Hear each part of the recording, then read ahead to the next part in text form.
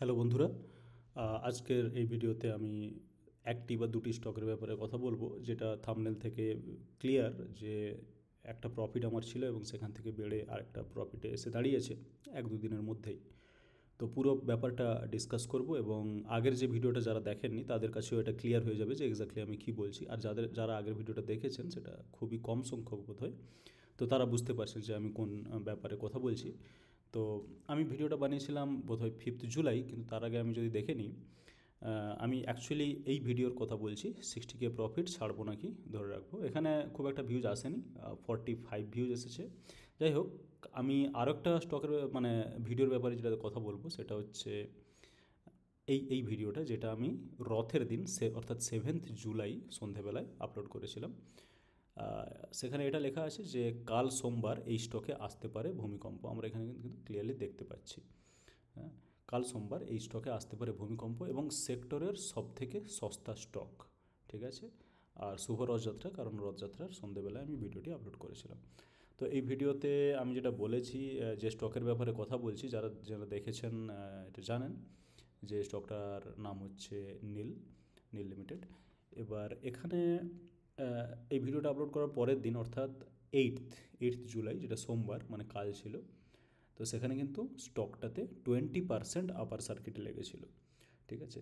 তো 20% upper circuit কেন লেগেছিল এবং আমার ভিডিও বানানোর যে উদ্দেশ্য সেটা কি, সেটা ভিডিওটা দেখলেই বোঝা যাবে। ওই ভিডিও নিয়ে এখানে খুব বেশি একটা ডিসকাস করব না, শুধু এটাই দেখতে পারেন যে এটা রবিবার সন্ধেবেলা রথের দিন বানানো হয়েছিল, সোমবারে কিন্তু এটাতে 20% আপার সার্কিটে লেগেছিল। যদিও আজকে স্টকটা অনেকটা ওপরেই ছিল, কিন্তু তারপরে কিন্তু স্টকটা আর সেখানে দাঁড়ানোর মতো মানে ক্ষমতা পায়নি। তার কারণ হচ্ছে লাস্ট দুদিনে প্রায় এটা 35% বেড়ে গেছিলো। ঠিক আছে। তো আজকের যে ভিডিওতে আমি মেনলি যে স্টকের ব্যাপারে বা যে ভিডিওর ব্যাপারে ভিডিওর কন্টিনিউয়াসের ব্যাপারে কথা বলি, সেটা হচ্ছে এটা। এটা যদি আমরা দেখি 60K প্রফিট আমার প্রিয় স্টকের আন্ডারে এটা পাবলিশ করেছিলাম। ওকে, ভিডিওটা এটা 60K প্রফিট ছাড়বো নাকি ধরে রাখবো। এখানে আমার প্রিয় স্টকের আন্ডারে আমি স্টক মানে ভিডিওটা পাবলিশ করেছিলাম। আমার প্রিয় স্টক বলতে সেগুলোই, যেগুলো স্টকগুলো আমি ধরে রেখেছি বা প্রচুরভাবে কিনতে চাই এ ধরনের, বা ডাইরেক্টলি আমার পোর্টফোলিও থেকে নেওয়া স্টকের ব্যাপারে আমি কথা বলি সেখানে। তো এখানে এই ভিডিওটাতে আমি ক্লিয়ারলি দেখতে পাচ্ছি কোথাও একটা যে প্রোটিন, এখানে প্রাইস ছিল প্রায় 1400 কিছু একটা কাছাকাছি, 1412 এখানে আমরা দেখতে পাচ্ছি, তাই না? তো এই এই ভিডিওর কন্টিনিউয়েশন হিসেবে আজকের ভিডিও। ওকে, সো আজকে দেখে নেওয়া যাক। প্রথমে এটা নিফটি 50-র চার্ট। আমি ওই ওই স্টকের যেতে চাই। এটা নীল, এটা আমি উড়িয়ে দিতে চাই। আমি আজকের যেটা লাগাতে চাই সেটা হচ্ছে প্রোটিন। ওকে, তো প্রোটিনে আমরা যদি দেখি, আমি অনেকটা এই ধরনের, আমি প্রথমে ওয়ান ডে চার্টে দেখতে চাই। সেটা হচ্ছে এটা ওয়ান ডে চার্টে আজকে আমরা দেখতে পাচ্ছি যে 1510 এই ধরনের প্রাইসে এটা গিয়েছিল এবং তারপরে বেশ খানিকটা ফল এসেছে। এখানে প্রায় দেড়টার পর বা দুটোর কাছাকাছি।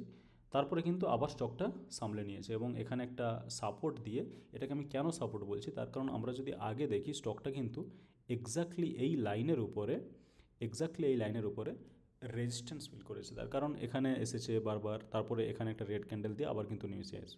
সিমিলারলি আমরা যদি এই জায়গায় যাই, এই জায়গাটাতে কিন্তু একটা রেজিস্ট্যান্স ফিল করেছে পরপর দুবার। রেজিস্ট্যান্সের পরে এখানেও থার্ড টাইম যদি আমরা দেখি, তাও রেজিস্ট্যান্স ফিল করেছে, কিন্তু তারপরে সেখান থেকে একটা ব্রেকআউট দিয়েছে এবং ব্রেকআউট দেওয়ার সঙ্গে সঙ্গে এটা কিন্তু প্রায় 1510 পর্যন্ত গিয়েছে আজকেই, এটা আজকের ঘটনা। আর সেখান থেকে 1500 এখানে আবার একটা রেজিস্ট্যান্স, মানে এখান থেকে ব্যাক করা শুরু করেছে। রেজিস্ট্যান্স এই ধরুন কোথাও জায়গায় হবে, এরকম জায়গায় আমরা ধরতে পারি, বা 1500 থেকে 1510 এক্স্যাক্ট রেজিস্ট্যান্স সাপোর্ট বলে কিছু হয় না। তো সেখান থেকে ফল করে করে আমি ভেবেছিলাম এখানে কিছুটা সেল করে ইন্ট্রাডে প্রফিট বুক করব, বাট ওকে, আফটার এখানে আসার পরে এখানে সামলে নিয়েছে অনেকটাই। তারপরে প্রায় এই ধরনের জায়গায় একটা ক্লোজিং দিয়েছে। এখানে আমরা দেখতে পাচ্ছি যে 1480-তে ক্লোজিং দিয়েছে। আর আমরা এটাও দেখে নেবো যে আমার প্রফিটের কী হাল, যেটা আমরা থাম্বনেলে বলেছি।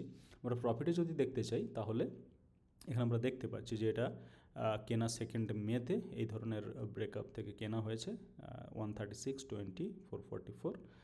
আর এখানে একটা যেটা প্রফিট সেটা দেখাচ্ছে, এটা ক্যালকুলেট করলে এটা 1 লাখের বেশি হবে, কিন্তু আমি জাস্ট 1 লাখ লিখেছি। তবে এটা কিন্তু 1.2 লাখ পর্যন্ত গেছিলো। ফর এক্সাম্পল আমরা এখানে 1480-তে কিন্তু এইটা প্রাইস, আমরা যদি এখানে দেখি তাহলে 1480-তে কিন্তু স্টকটা ক্লোজিং দিয়েছে, আর সেখানেই এই প্রফিটটা দেখাচ্ছে, সেই অনুযায়ী প্রফিটটা এখানে ক্যালকুলেট হয়। কিন্তু আমরা যদি চার্টে যাই তাহলে আমরা কিন্তু ক্লিয়ারলি দেখতে পাচ্ছি, ওয়ান ডে চার্টে এটা, তাহলে কিন্তু 1500 তো গেছিলোই, সেখানে কোনো সমস্যা নেই, মানে আরও 20 পয়েন্ট, ঠিক আছে।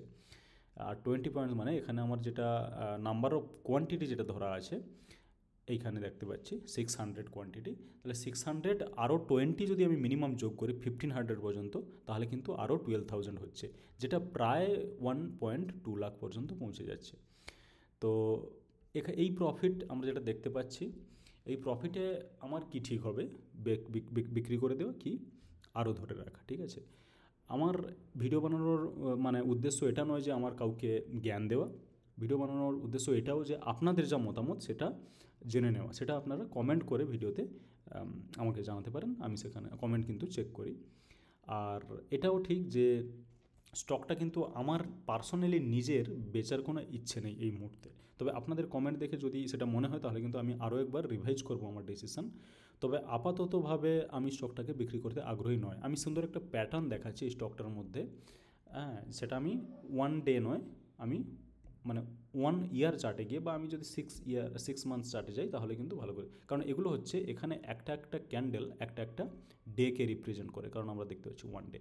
এবার এই জায়গাতে এখান থেকে যে একটা, এই জায়গা থেকে বলা ভালো, এই জায়গা থেকে যে একটা ব্রেকআউট দিয়েছে, সেই ব্রেকআউট সহজে নিচে আসার বা সহজে থেমে যাওয়ার আমি কোনো লক্ষণ কিন্তু দেখছি না। সে কারণে আমি স্টকটাকে বেশ ভালো রকম টাইম পর্যন্ত ধরে রাখতে চাই, আনলেস মানে আমার একটা অন্তত ফার্স্ট টার্গেট এরকম জায়গা হওয়া উচিত 1700 টু 1700, মানে 1720 বা 1700, এখানটায় 1700 টু 1750, এইরকম কোনো একটা জায়গায় অন্তত পক্ষে আমি স্টকটাকে দেখতে চাই। সুতরাং আমি যদি এখন 1500-এর রেঞ্জে বিক্রি করে দিই তাহলে আমার মনে হচ্ছে যে সেটা হয়তো কিছুটা আর্লি হয়ে যাবে। এবার এটাও আমার ধারণা যে 1700 যে 50, এই প্রাইসটা যেটা আমি বলছি, সেটা কিন্তু একটা শর্ট টার্ম টার্গেট হওয়া উচিত বলে আমার মনে হয় এই স্টকটার ক্ষেত্রে। এই স্টকটার আমার মনে হয় স্টোরি খুব বড় এবং লং, হ্যাঁ, যেখানে ইন্ডিয়াতে এটা যে কাজ করে সেটা আমি আগের ভিডিওতে বলেছি, এই কোম্পানির যে কাজ সেটা হচ্ছে এই biometric related, Aadhaar card, PAN card, other things, ঠিক আছে। তো এই ধরনের কাজ কিন্তু বন্ধ হওয়ার নয়, ইন্ডিয়াতে পপুলেশান আছে, পপুলেশান থাকবে এবং পপুলেশান বাড়তে থাকবে। আর এই ধরনের কার্ড বা যে ধরনের বায়োমেট্রিক, বা ইন্ডিয়া যেভাবে ডিজিটাইজেশন হচ্ছে, ডিজিটাল হচ্ছে পুরো ইন্ডিয়া, সেখানে কিন্তু এই ধরনের স্টকের খুব ভালো পারফর্ম করা উচিত বলে আমার মনে হয় পার্সোনালি। তো আপনারা কমেন্ট করলে ভিডিওটিতে, তাহলে কিন্তু আমি জানতে পারবো যে আপনাদের মতামতটা কী। আবারও বলছি যে ভিডিও বানানোর উদ্দেশ্য কিন্তু এটা নয় যে আমার কাউকে জ্ঞান দেওয়া, ঠিক আছে। আমি এখানে আমার ভিউ কেবলমাত্র প্রেজেন্ট করি, আমার ভিউর সঙ্গে কারোর ভিউ মিলতে পারে আবার নাও মিলতে পারে, সেজন্য আমি যেভাবে ভিডিও বানিয়ে শেয়ার করছি আপনারাও ভিডিও বানিয়ে বা কমেন্টে, বা আমার পার্টিকুলারলি আমার ভিডিওতে যদি আমরা কমেন্ট করতে চান তাহলে কমেন্ট করে জিনিসটা কিন্তু জানাতে পারেন, ওকে। তো বোঝা গেল যে আমার স্টকে এখন কতটা প্রফিট হচ্ছে, যেটা দুদিন আগে 60K ছিল, আমি যেটা আপলোড করেছিলাম 5th জুলাই। আর বাকি আমার যেটা মতামত এটাই যে আমি এই স্টকটাকে পার্সোনালি কিন্তু এই মুহূর্তে বিক্রি করতে চাইছি না, ওকে। এটাই এই ভিডিওতে, পরের ভিডিওতে আবার কোনো নতুন টপিক নিয়ে আসবো। ভিডিওটি ভালো লেগে থাকলে একটি লাইক করুন এবং আমার চ্যানেলটিকে সাবস্ক্রাইব করুন, যাতে করে ভিডিওর সঠিক সময়ে আপডেটগুলো পেতে পারেন। ভিডিওটি দেখার জন্য আপনাকে অনেক ধন্যবাদ।